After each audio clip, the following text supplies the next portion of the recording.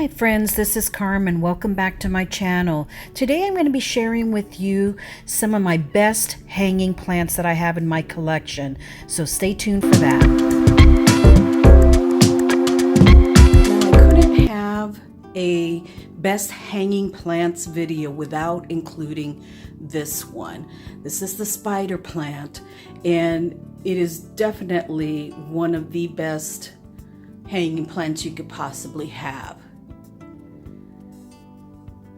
And they have them in different varieties. This is a variegated one. They have them in an all green one, but I think this is probably the more popular one. Not only is it easy to take care of, and requires not that much light, doesn't require real bright light, but it is one that can really be propagated easily. As you can see, it's already giving off here some flowers, but those flowers are going to turn into one of these little babies. So I was happy to see that this one is already giving off flowers. I got this at Home Depot for $5. They were on sale, so I'm really happy with it. There's a little bit of damage on this leaf here, but otherwise it's in really good shape. Keeping soil evenly moist, not damp, very wet. Doesn't like soggy feet, definitely. But this is a great plant to have in a window hanging, and grows very easily, propagates itself very easily as far as shooting out its little babies there. Now this one may not look like a hanging plant, but the Arrowhead plant definitely does have a trailing effect when it grows big enough. And this one, as it grows out, will have a trailing effect.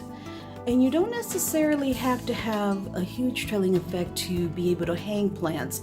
You can definitely hang plants that have an upright effect or growth pattern. As long as you give them enough room in the hanger, it'll look wonderful also. You don't necessarily have to have that trailing all the time. But this Arrowhead plant can grow big enough where it will get a hanging or trailing effect. Again, super easy to grow. Can take low light to medium light. And it's already giving off a lot of leaf there, so it's in really good shape. This is another one that I got at Home Depot for $5. So here is the next hanging plant that I want to share with you, and this is a Pothos N'Joy, and look at this baby. I just simply had to pick it up when I saw it. Oh my gosh, it is so full in that little, I believe it's a 6-inch pot in there.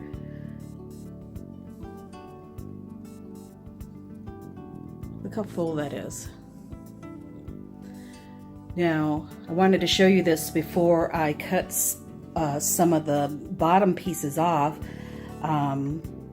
It's not going to stay in this particular place, but this was the only place that I could find to show it to you because it was so long. But I am going to cut the bottom pieces off and propagate those in water. And look at these aerial roots that it's already growing.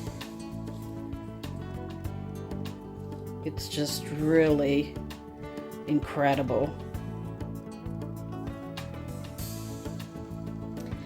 So here is my Hoya, my tricolored Hoya, with its new leaf. Isn't that beautiful? Strawberries and cream Hoya, and this is a new leaf it's gotten.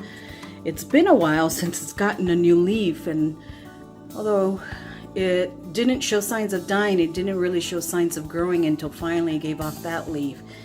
And Hoyas are so popular right now, simply for the variety that you can get with them, the texture of the leaves, which is why they're called the wax plant, because they have that waxy feel to them.